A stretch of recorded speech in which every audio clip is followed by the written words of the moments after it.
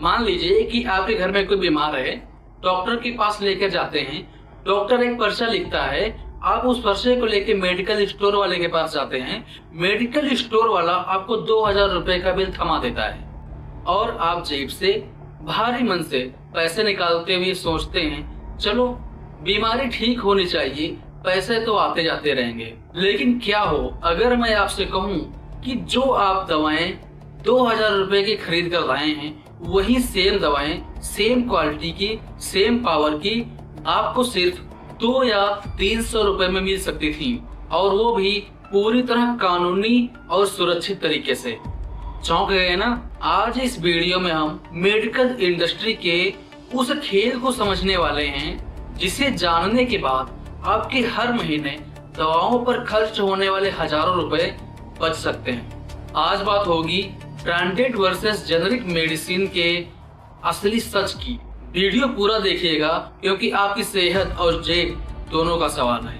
सबसे पहले बहुत ही आसान भाषा में समझते हैं कि जेनरिक वर्सेस ब्रांड मेडिसिन में फर्क क्या होता है। जब भी कोई फार्मास्यूटिकल कंपनी किसी नई दवा के लिए एक नया फार्मूला या सॉल्ट खोजती है तो उस पर उसका पेटेंट होता है, यानी अगले 10-20 साल तक सिर्फ वही कंपनी उस दवा को बेच सकती है।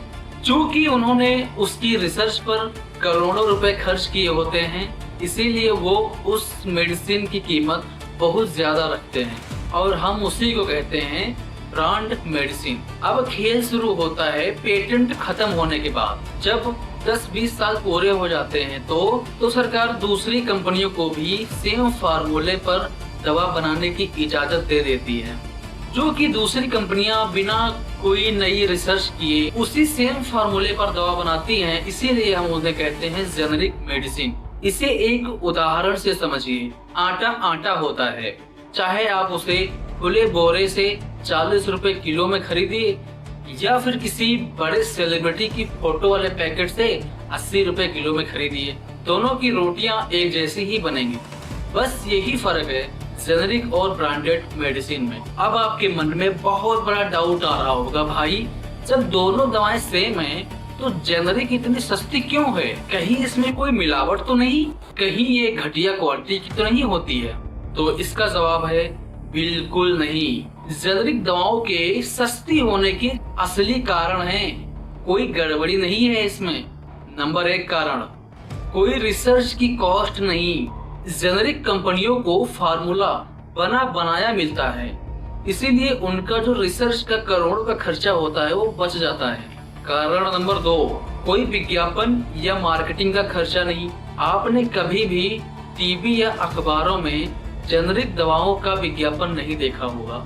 वह डॉक्टरों को बड़ी बड़ी कॉन्फ्रेंसेस या गिफ्ट देकर अपनी दवा प्रमोट नहीं करते। रीजन नंबर 3, कड़ा मुकाबला, कंपटीशन।